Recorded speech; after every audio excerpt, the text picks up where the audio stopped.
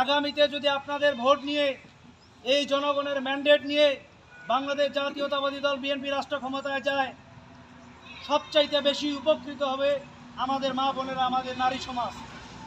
কেননা আমাদের নেতা তারেক রহমান নারীদের জন্য, মহিলাদের জন্য একটি ফ্যামিলি কার্ড প্রণয়নের ইশতেহার দিয়েছেন।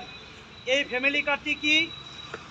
আমরা জানি আমাদের সমাজে আমাদের মা বোনেরা আছে যারা অর্থনৈতিকভাবে স্বাবলম্বী না হওয়ার কারণে নিজের সন্তানের কাছে, নিজের স্বামীর কাছে, নিজের পরিবারের কাছে তুচ্ছ তাচ্ছিল্যের শিকার হয়।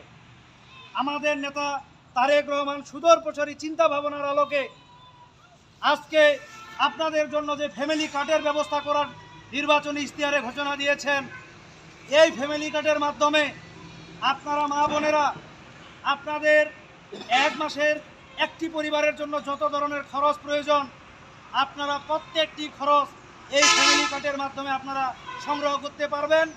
এবং আপনারা যদি চান এই ফ্যামিলি কার্ডের মাধ্যমে আপনারা কিছু আবার আপনাদের হাত খরচার জন্য, নিজের ভবিষ্যতের জন্য সঞ্চয় করবেন, সেটাও আপনারা পারবেন।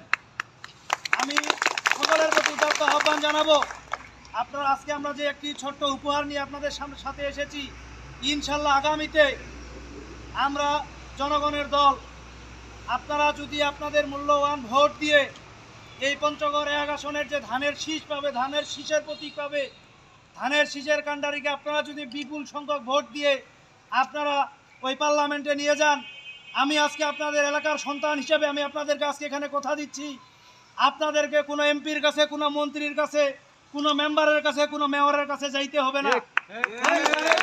যাচ্ছি আপনাদের যে কোনো বিপদ আপদ, আপনাদের যে কোনো সমস্যা, ইনশাল্লাহ আমি আমার জীবনের সর্বোচ্চটুকু দিয়ে আপনাদের পাশে থাকবো। এটা আজকে আমি এখানে ওপেন অঙ্গীকার করতেছি আপনাদের সামনে। আমি আমার বক্তব্য বাড়াবো না। আপনাদের সকলের, আপনারা এখানে অধিকাংশ যারা আছেন প্রত্যেকে আমার মায়ের বয়সী, অনেকে আছে আমার বাবা বয়সী, আপনারা অনেকক্ষণ কষ্ট করে আছেন। এই জন্য আমাদের যদি একটু কষ্ট হয়ে থাকে, ভুল ত্রুটি হয়ে থাকে, ক্ষমাসুলভ দৃষ্টিতে দেখবেন। এবং আগামীতে আপনাদের যে কোনো সমস্যা, আমি আপনাদের সন্তান হিসেবে আবারও কথা দিচ্ছি, আপনাদের জন্য আমার দোয়া সারা জীবন খোলা থাকবে।